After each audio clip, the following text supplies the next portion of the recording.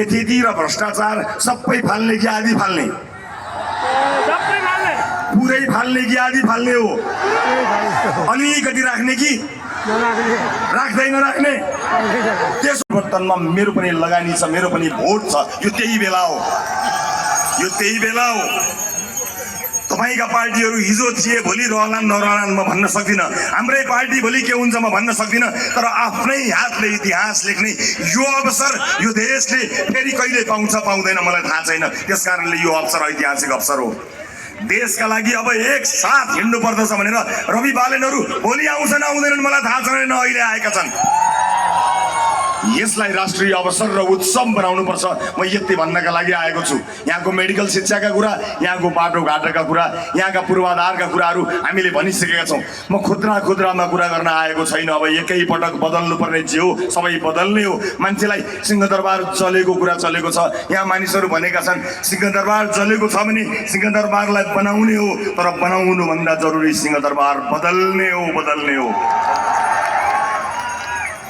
धेरै मान्छेले तपाईँलाई भ्रममा पार्न आउनेछन्। यिनीहरू आयो भने गरिबको बस्तीमा डोजर लगाउँछन् भनेर तपाईँको भोट चोर्न फेरि पनि आउलान्। तिनलाई सोध्नुहोस् 35 वर्षसम्म हाम्रो सपनाको डोजर कसले चलायो तिनलाई सोध्नुहोस्। डोजर तिनले चलाएको, हामीले होइन। हामी बनाउनु भनेर आएका छौँ, बनाउँछौँ, हामी गर्छौँ र हामी यसपटक भोट माग्न उम्मेदवार पुगेन भने तपाईँ पुगिदिनु पर्नेछ। किनकि यो तपाईँ हाम्रो सन्ततिको भविष्य निर्माण गर्ने बेला हो। घर घरमा जानु होला र भन्नु होला घन्टी बाहाको तर्फबाट हामी आएका छौँ। यसपटक बाँड्ने काम नगर्नु होला। म भनेकै कुरा फेरि दोहोऱ्याउँछु, म भनेकै कुरा केही दोहोऱ्याउँछु। कतिपयले भन्नुभएको छ प्रत्यक्षमा चाहिँ घन्टीलाई हालौँला, असमानुपातिकमा अरू कसैलाई हालौँला, या समानुपातिकमा अरू कसैलाई हालौँला, प्रत्यक्षमा घन्टीलाई हालौँला भन्नुभएको छ। म सबै ठाउँमा नबिर्सिकन भन्ने कुरा सुदूरपश्चिममा पनि नबिर्सिकन भनेर जान्छु। बेथेती र भ्रष्टाचार सबै फाल्ने कि आधी फाल्ने? पुरै फाल्ने कि आधी फाल्ने हो?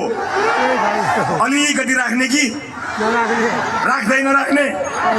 त्यसो हो भने प्रत्यक्षमा पनि घन्टी, समानुपातिकमा पनि घन्टी, यहाँ पनि घन्टी, त्यहाँ पनि घन्टी, देशैभरि घन्टी। सबको जय होस्। जय देश, जय घन्टी।